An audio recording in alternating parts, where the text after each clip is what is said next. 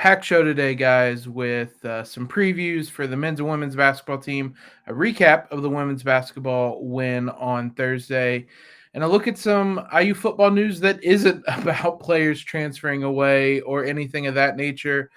We have a lot to cover today. We're going to fly through it, so hang on tight.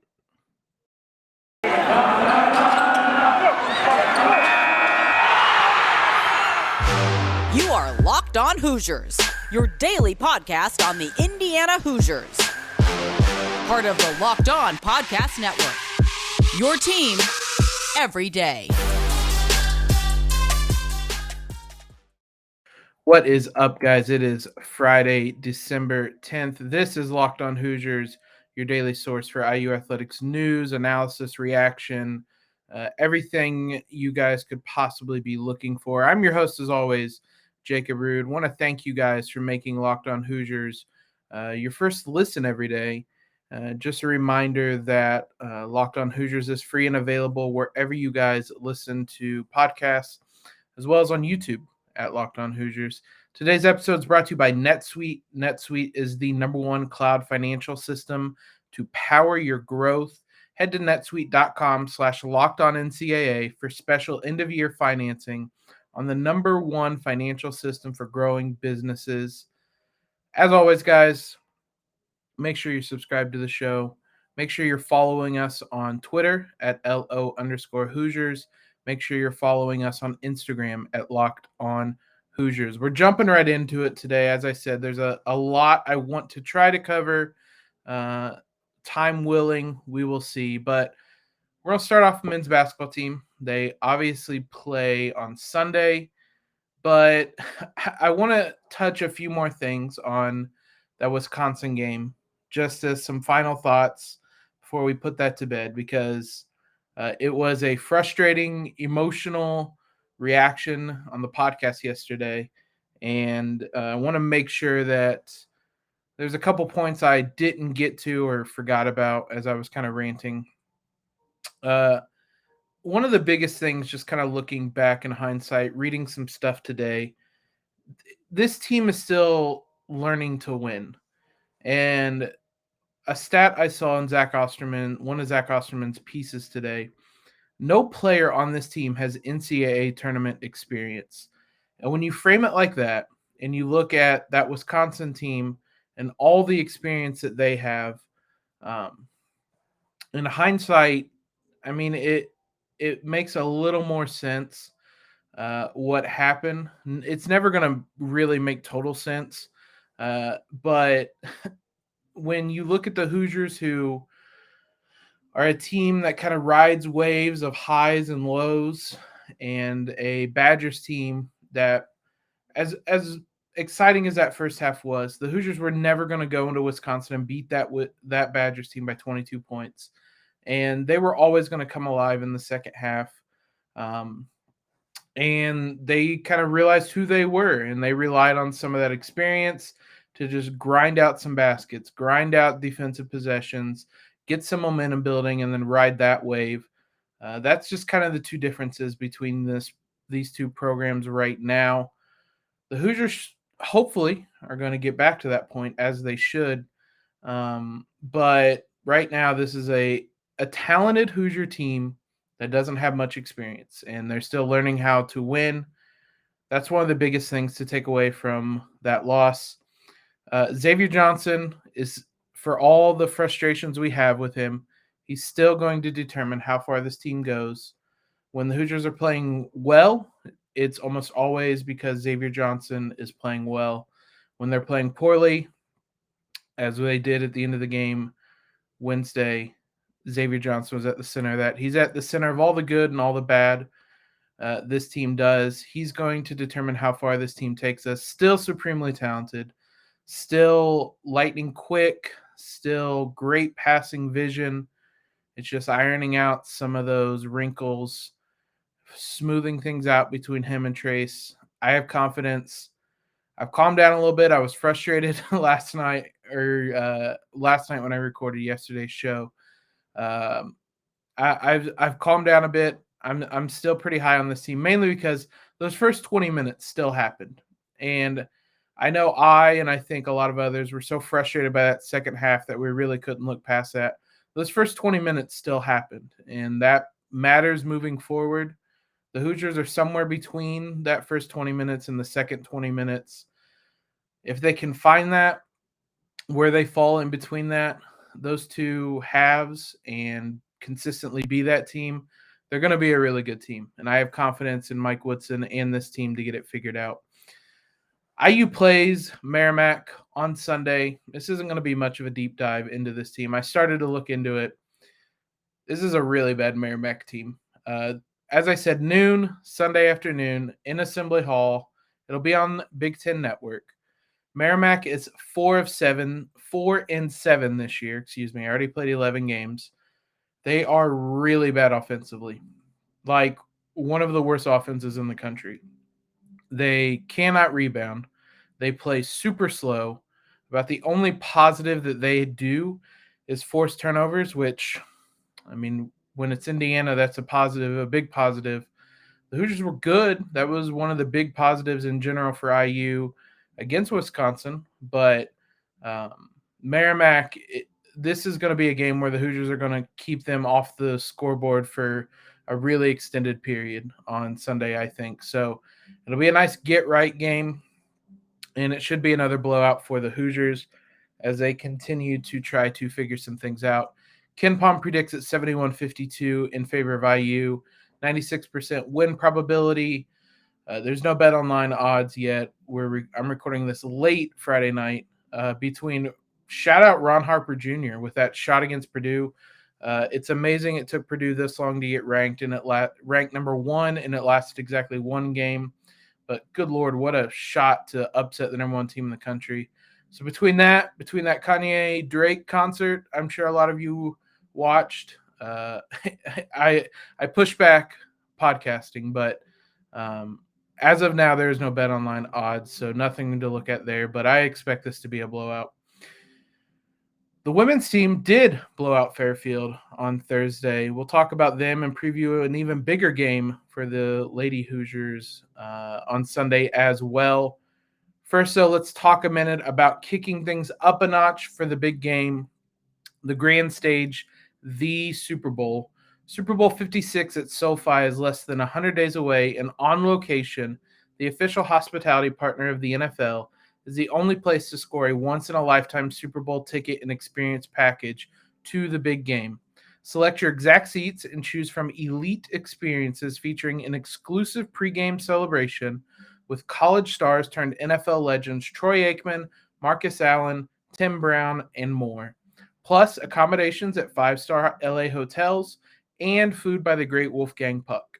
Visit onlocation.exp.com/SB56 for more information, or just search Super Bowl On Location. That's onlocation.exp.com/SB56, or search Super Bowl On Location. This is it, the putt to win the tournament. If you sink it, the championship is yours, but on your backswing, your hat falls over your eyes. Is this how you're running your business? Poor visibility because you're relying on spreadsheets and outdated finance software? To see the full picture, you need to upgrade to today's sponsor, NetSuite by Oracle. NetSuite's the #1 cloud financial system to power your growth. With visibility and control of your financials, inventory, HR, planning, budgeting, and more. NetSuite is everything you need to grow all in one place.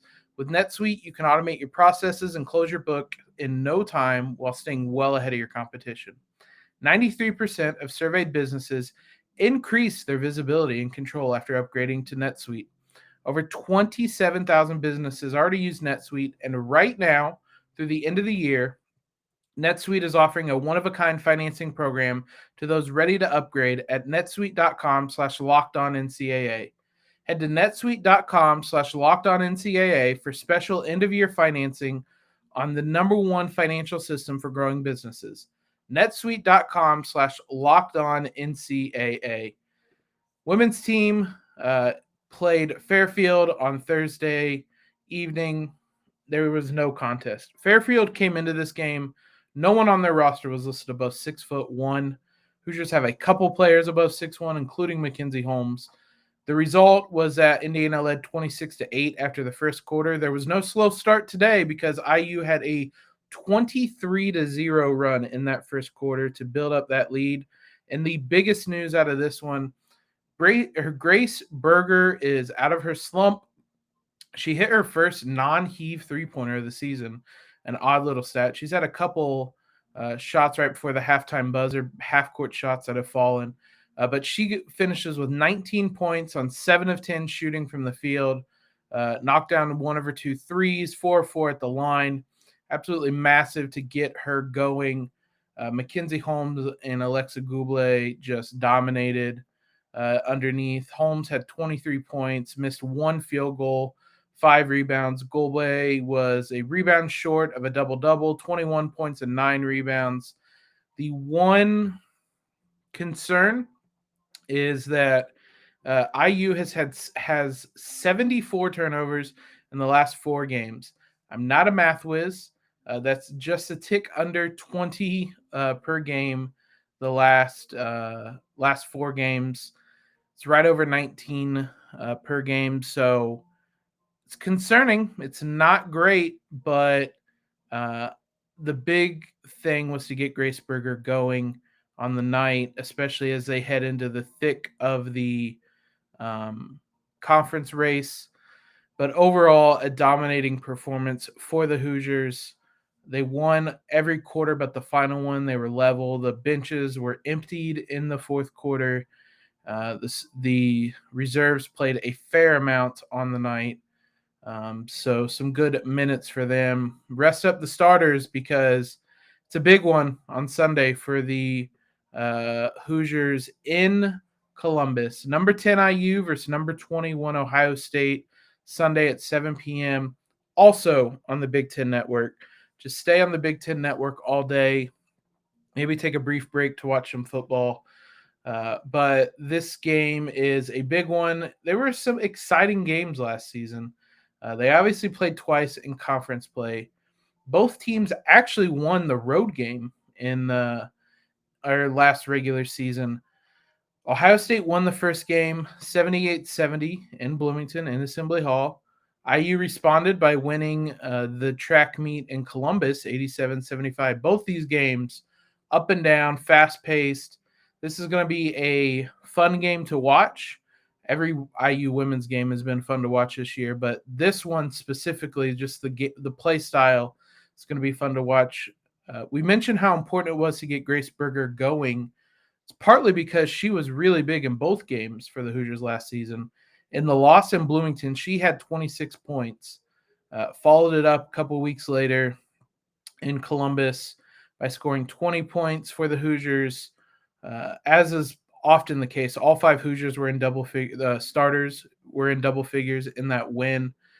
This is an offense that is at its best when everyone is scoring, and when that's the case, they're really hard to stop.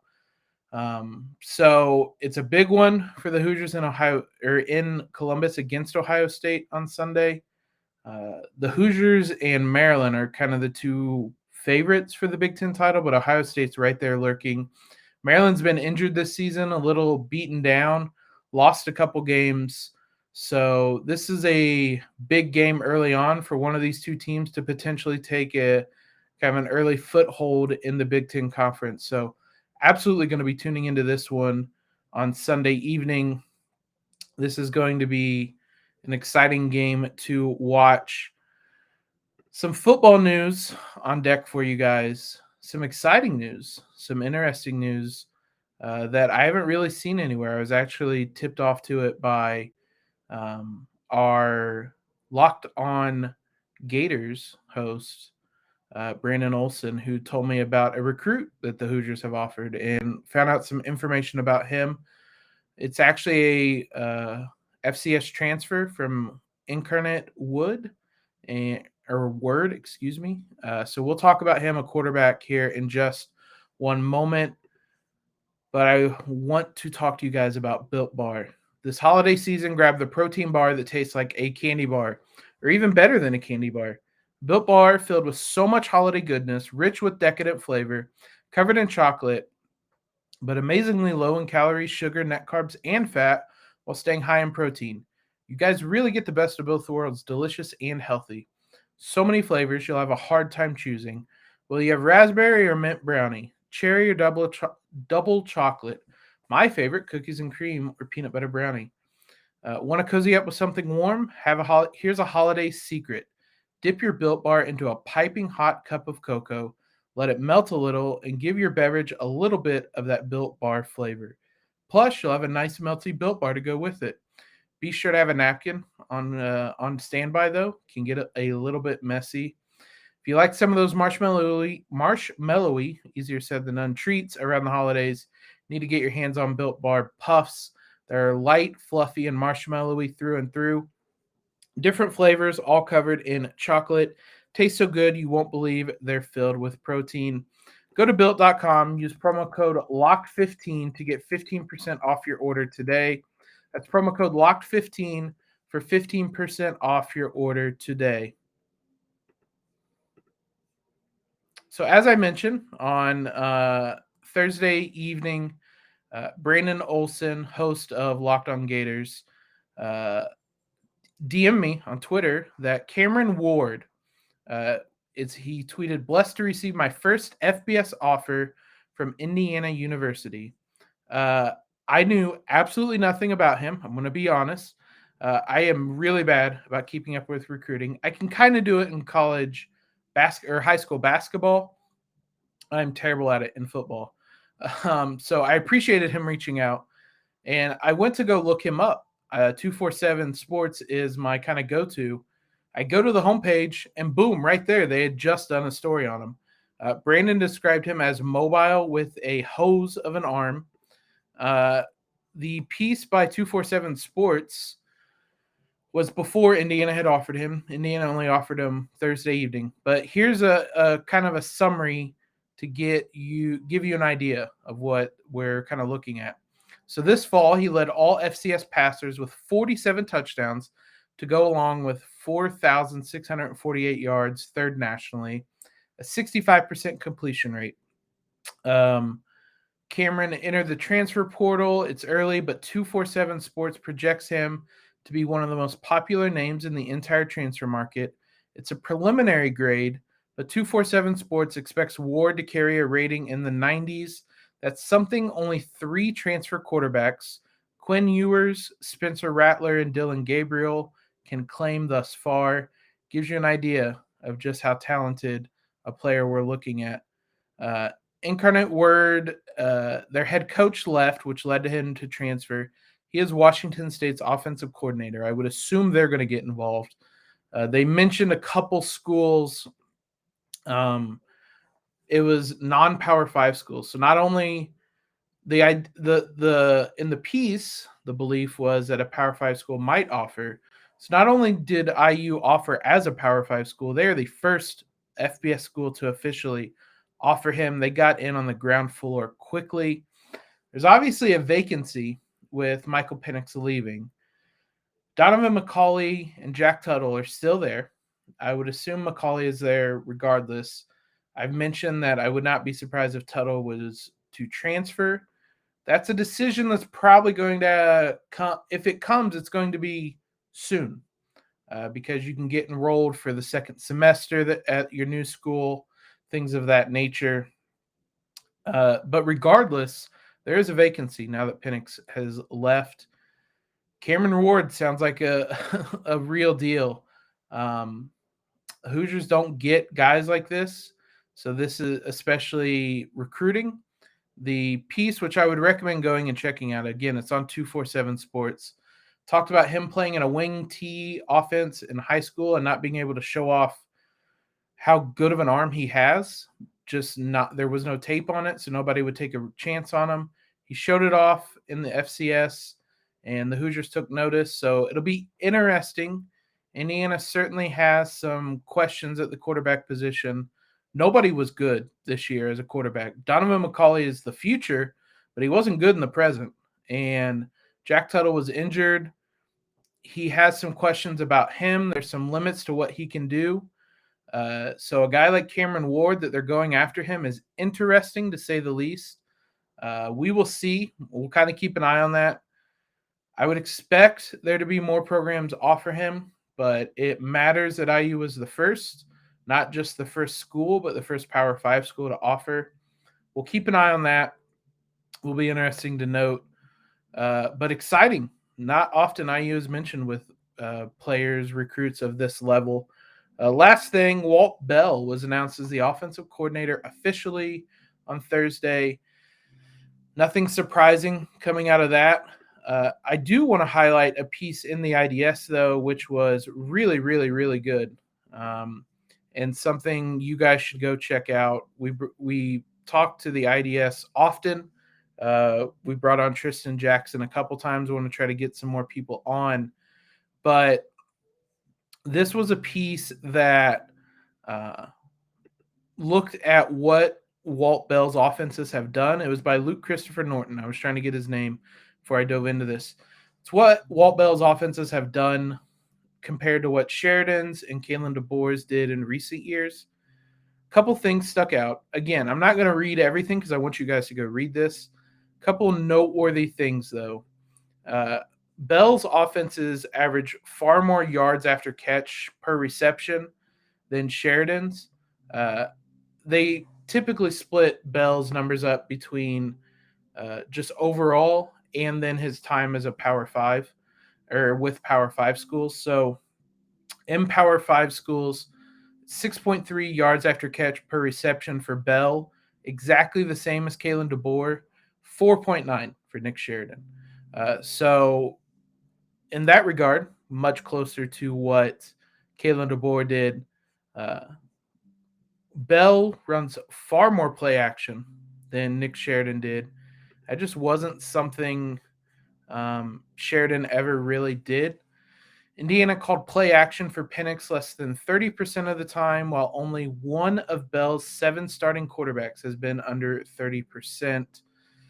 The other big thing, which was generally known, but it's nice to see the numbers, Bell has had some really, really good rushing attacks. 5.5 yards per carry. Nick Sheridan was at 4. Kalen DeBoer was at 4.6. I'm not going to beat a dead horse. Everybody knows the problems with the offensive line, and that has to change first. But encouraging, one of the big differences in what Walt Bell does versus what Nick Sheridan did is a lot of off-tackle runs, so runs onto the edges. That was just not ever something Nick Sheridan did. 57% of Indiana's runs went through the middle last season. Just 44% of those or of runs went through the middle for Bell. When he runs off tackle, Bell is averaging 5.96 yards. That was at Maryland in 2016-17. 5.96 yards. Nick Sheridan last 2 seasons, 3.3. So that's a small sample size for Bell. It's a small sample size for Sheridan. That was just his time at Maryland. But that gives me some optimism. We talked to Jared this week about the hire. He's obviously a lot more down on it than I was. I don't typically really have strong feelings either way. It's not a sexy name. I'll certainly give you that. It's not encouraging that he's coming off of a 2-23 record. But like I said then, a lot of good offensive coordinators don't make good head coaches. So that doesn't drive me away too much. And he's had varied levels of success at Maryland, Florida State, Arkansas State. So there's a playbook. He's still young. He is still learning. So I'm intrigued. These numbers help me get some optimism. Generally just an optimistic person. Come the fall next year, I will have fully talked myself into it. And I will be telling you why the offense will work. Hopefully it'll be an offense with Cameron Ward as an option as well. So some new and exciting news about IU football. It's been a doom and gloom week for IU football news. Wanted to try to send you guys off into the weekend with some excitement. Thanks again, guys, for making Locked On Hoosiers your first listen every day. It's been a record week for us, and I cannot thank you guys enough. You guys are amazing. We'll be back on Monday with recaps of the men's and women's games on Sunday. Hopefully 2 victories. Now, for your second listen today, head on over to Locked On Bets. your daily one-stop shop for all your gambling needs, hosted by your boy Q, expert analysis and insight from Lee Sterling. Appreciate all the love, the feedback. Want this to be a conversation. Please leave us a rating. Tweet us on Twitter. Comment on Instagram. Tell us what you love, what you hate, anything like that. I want this to be a conversation between us. Follow us on Twitter if you haven't already. Subscribe to the podcast. Rate and review. Really helps us out. Most importantly, though, guys, have a great Friday. Have a tremendous weekend. And LEO.